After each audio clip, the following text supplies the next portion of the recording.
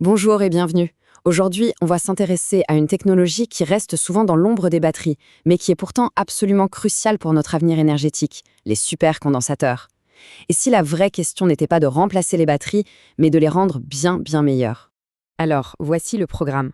On va commencer par le problème central, le stockage de l'énergie. Ensuite, on plongera dans le fonctionnement de cette technologie assez fascinante. On va comparer ses performances à celles des batteries, découvrir où elles se cachent déjà dans notre quotidien, puis on regardera vers l'avenir avec la révolution du graphène pour finir sur une idée, et si le futur c'était la collaboration plutôt que la compétition. Allez, on entre dans le vif du sujet.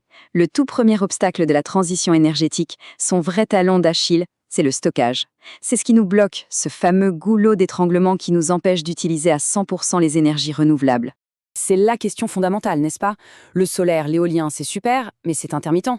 Le soleil, il ne brille pas la nuit, et le vent ne souffle pas sur commande. Sans un moyen vraiment efficace de stocker l'énergie produite, une bonne partie est tout simplement perdue. Bien sûr, la première solution qui vient à l'esprit, ce sont les batteries. Et elles font d'énormes progrès. On le voit bien ici, on est passé d'une autonomie d'environ 160 km pour une voiture électrique à des objectifs qui dépassent les 500 km. Le souci, c'est qu'elles ont leurs propres limites, une durée de vie qui n'est pas infinie, et surtout, elles ne sont pas faites pour délivrer ou absorber une puissance énorme instantanément. C'est ce vide de performance qu'on va explorer. Et pour combler ce vide, voilà notre star du jour, le supercondensateur. Attention, ça ne fonctionne pas du tout comme une batterie. Son secret, il n'est pas chimique, il est purement physique. Voilà la définition technique. Mais pour faire simple, un supercondensateur stocke l'énergie de façon physique. Imaginez des charges électriques qui viennent se coller à une surface, un peu comme des aimants, prêtes à être libérées à la seconde où on en a besoin. Il n'y a aucune réaction chimique, aucune transformation de la matière. Le génie du système, c'est ce qu'on voit ici, la fameuse double couche. On utilise des matériaux comme le charbon actif qui sont extrêmement poreux. En gros, ils ont une surface de contact interne gigantesque. C'est ça qui permet de coller une quantité massive de charge. Pour faire une analogie, la batterie, c'est un réservoir de carburant qu'on remplit et qu'on vide lentement. Le supercondensateur, lui, c'est un aimant surpuissant qui peut attirer et relâcher un tas de limailles de fer en une fraction de seconde. L'un, c'est l'énergie, l'autre, c'est la puissance brute.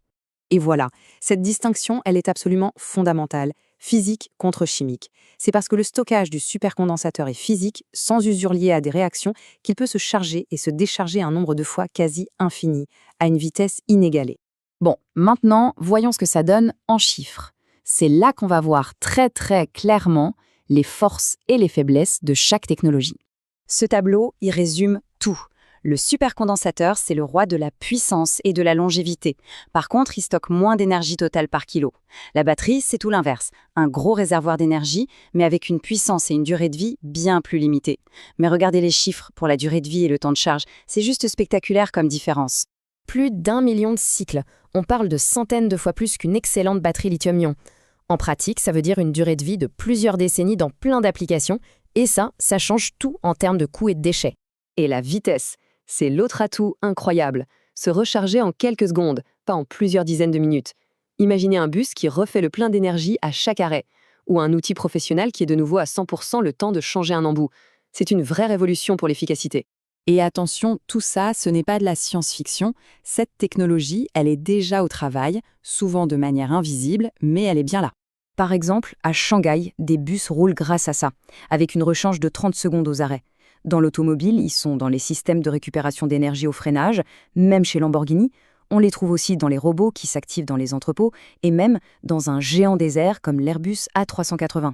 Bref, partout on a besoin d'un gros pic de puissance instantanément.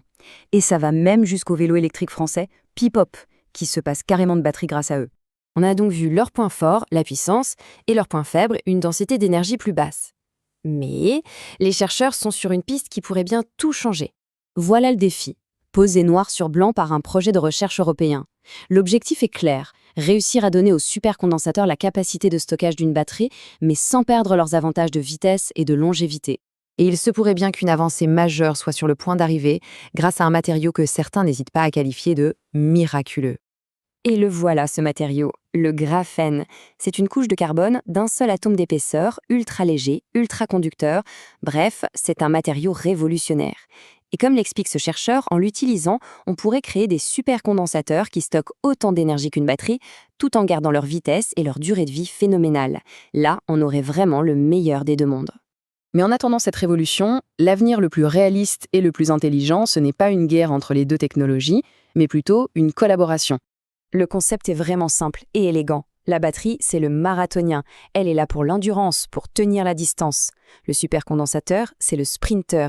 Il gère les accélérations fulgurantes et il récupère l'énergie au freinage. En faisant ça, il protège la batterie des efforts les plus intenses et les plus usants. Au final, on se retrouve avec un système qui est plus performant, plus efficace et surtout beaucoup plus durable. En soulageant la batterie des tâches les plus stressantes, le supercondensateur prolonge la durée de vie de tout le système. On optimise l'investissement et on réduit l'impact environnemental. C'est gagnant-gagnant. Et on va se quitter sur cette question. Le supercondensateur, ce n'est pas juste un composant un peu meilleur. C'est une technologie qui ouvre des portes.